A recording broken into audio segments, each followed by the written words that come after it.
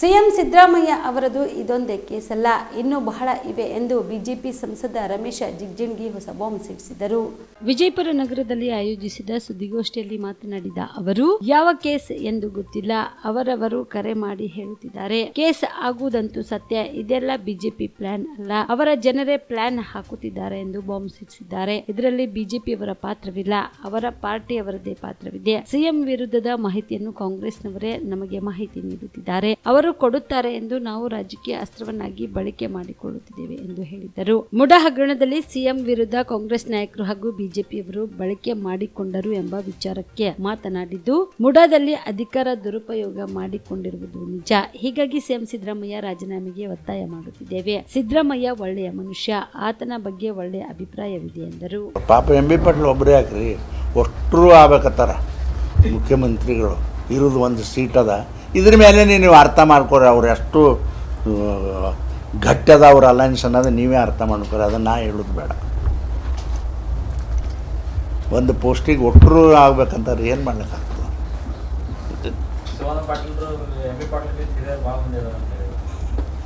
ನೋಡ್ರಿ, ಅದೆಲ್ಲ ನಡೀದಿರಿ. ಅವರು ಒಬ್ರಿಗೊಬ್ರು ಏನಾದ್ರು ಹೇಳ್ತಾರೆ.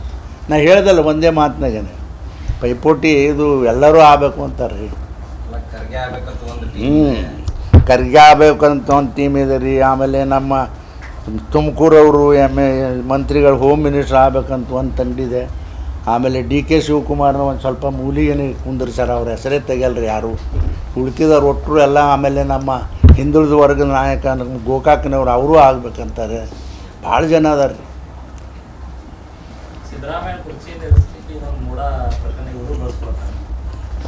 ಯಾರು ರೀ?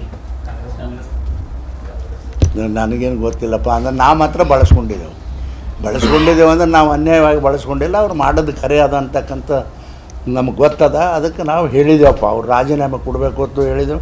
ನೋಡಿರಿ, ಕರೆ ಸಿದ್ದರಾಮಣ್ಣ ಎಂಥ ಒಳ್ಳೆಯ ಮನುಷ್ಯ, ಅಂತ ಅವನ ಬಗ್ಗೆ ಒಳ್ಳೆಯ ಅಭಿಪ್ರಾಯ ಇತ್ತು, ಹಿಂದುಳಿದ ವರ್ಗದ ಒಬ್ಬ ನಾಯಕ ಅಂಥೇಳಿ. ಈ ವಿಷಯದಾಗ ನನಗೇನು ಅಷ್ಟು ಅವರು ಅಧಿಕಾರಕ್ಕೆ ಬೆನ್ನು ಹತ್ತಿಬಿಟ್ರು. ನನಗೂ ಭಾಳ ಕೆಟ್ಟ ಅನ್ನಿಸ್ಲಾಗತ್ತೆ. ಹತ್ತಬಾರ್ದಾಗಿತ್ತು ಅವರು ನಿಜವಾಗಿ. ಒಳ್ಳೆ ಹೆಸರು ಇರ್ತಿದ್ರು. ಈಗ ನೋಡಿರಿ, ಪಾಪ ರಾಮಕೃಷ್ಣ ಹೆಗ್ಡೆ ಅವರು ಬರೀ ಒಂದು ಸಣ್ಣ ನೀ ಕದ್ದಾಲಿಕೆ ಫೋನ್ ಮಾಡೋದೀಗ ಅಂದದಕ್ಕೆ ರಾಜೀನಾಮೆ ಕೊಟ್ಟ. ಇನ್ನೂ 50 ವರ್ಷ ಉಳಿತದೆ ರಾಮಕೃಷ್ಣ ಹೆಗ್ಡೆ ಅವರು. ಹಂಗೆ ಇವನು ಉಳಿತಿತ್ತು, ಇನ್ನೊಂದು 50 ವರ್ಷ ರಾಜೀನಾಮೆ ಕೊಟ್ಟಿದ್ರೆ. ಕೊಡಲಿಲ್ಲಲ್ಲ, ಅದಕ್ಕೆ ಅಧಿಕಾರಕ್ಕೆ ಬೆನ್ನು ಹತ್ತಾರ ಅಂತ ನಮಗೂ ಅನಿಸ್ಲಾಗತ್ತೆ. ಅದು ಈಗ ಹೇಳ್ತಾರೆ ರೀ. ಈಗ ನಾಳೆ ಕೋರ್ಟ್ ಹೇಳ್ತದಲ್ರಿ, ಏನು ಹೇಳೋದು? ನೋಡ್ರಿ ಸಿದ್ದರಾಮಣ್ಣಂದು ಇದು ಒಂದೇ ಕೇಸ್ ಅಲ್ಲ, ತಿಳ್ಕೊರಿ. ಈ ಕೇಸ್ನಾಗ ಏನು ಆತದ ಆಗಿಲ್ಲ ಅಂದರೂ ಇನ್ನೂ ಭಾಳ ಅದಾವ ಕೇಸ್ ತಯಾರು ಮಾಡಿಟ್ಟು. ಅದೇ ನನಗೇನು ಗೊತ್ತು ಮರ, ಹೇಳ್ತಾರಪ್ಪ ಯಾರೋ ಫೋನ್ ಮಾಡಿ ಅದು ಇದು ಅಂತ. ಆಯ್ತರಪ್ಪ ಅಂತೇಳಿ ನಿಮ್ಮ ಮುಂದೆ ನಾವು ಹೇಳ್ತೇವೆ ಅಷ್ಟೇ. ಆಗೋದಂತೂ ಗಚ್ಚಿ ಅದಾವ ಭಾಳ ಅದಾವ. BJP ಪ್ಲ್ಯಾನ್ ಅಲ್ರಿ, ಅವ್ರ ಮಂದಿನೇ ಪ್ಲ್ಯಾನ್ ಹಾಕ್ತಾರೆ. ಹಿಂಗೆ ಯಾಕೆ ಮಾಡ್ಲಾಕತ್ತೀರಿ ನೀವು? BJP ಅವ್ರ ಪಾತ್ರ ಏನೂ ಇಲ್ಲ. ಅವ್ರ ಪಾರ್ಟಿಯವರೇ ಹಿಂಗೆ ಕೊಡ್ತಾರೆ, ಹಿಂಗೆ ಕೆಳಗೆ ಬಂಡಾಡಿ ಇದು ನೋಡ್ರಿ ಅಂತ ಅವರೇ ಕೊಡ್ತಾರೆ. ಮತ್ತು ತೊಗೊಳಕ್ಕೆ ನಮಗೇನು ಬ್ಯಾಡತ್ತೇವು ನಾವು. ಅದೊಂದು ನಮ್ಗೆ ಒಂದು ರಾಜಕೀಯವಾಗಿ ಅಸ್ತ್ರಾಗಿ ಬಳಸ್ಕೊತೇವಪ್ಪ, ಅವ್ರು ಕೊಡ್ತಾರಂತ ಹೇಳಿ. ಕಾಮರೆಡ್ಡಿ ಆರ್ಥೋ ಮತ್ತು ಟ್ರಾಮಾ ಕೇರ್ ಆಸ್ಪತ್ರೆ ಕಲಬುರಗಿ. Doctor S.B. ಕಾಮರೆಡ್ಡಿ ಹಾಗೂ ಡಾಕ್ಟರ್ ಪ್ರತಿಮಾ S. ಕಾಮರೆಡ್ಡಿ ಸಾರಥ್ಯದಲ್ಲಿ ಕಳೆದ 11 ವರ್ಷಗಳಿಂದ ಸಾವಿರಾರು ರೋಗಿಗಳಿಗೆ ದಿನದ 24 ಗಂಟೆ ತುರ್ತು ಸೇವೆ ನೀಡಿದ ಶ್ರೇಯಸ್ಸು. ಆರ್ಥೋ ಚಿಕಿತ್ಸೆಗೆ ನುರಿತ ವೈದ್ಯರ ತಂಡ, neuro surgery, joint replacement surgery, interventional pain clinic, plastic surgery, facial maxillo surgery, ದಿನದ 24 ಗಂಟೆ ಲ್ಯಾಬ್ ಸೌಲಭ್ಯ, ದಿನದ 24 ಗಂಟೆ ಮೆಡಿಕಲ್ ಸೌಲಭ್ಯ, ಡಿಜಿಟಲ್ ಎಕ್ಸ್ರೇ, ದಿನದ 24 ಗಂಟೆ ಬ್ಲಡ್ ಬ್ಯಾಂಕ್ ಸರ್ವಿಸ್, ದಿನದ 24 ಗಂಟೆ ಆಂಬ್ಯುಲೆನ್ಸ್ ಸೌಲಭ್ಯ.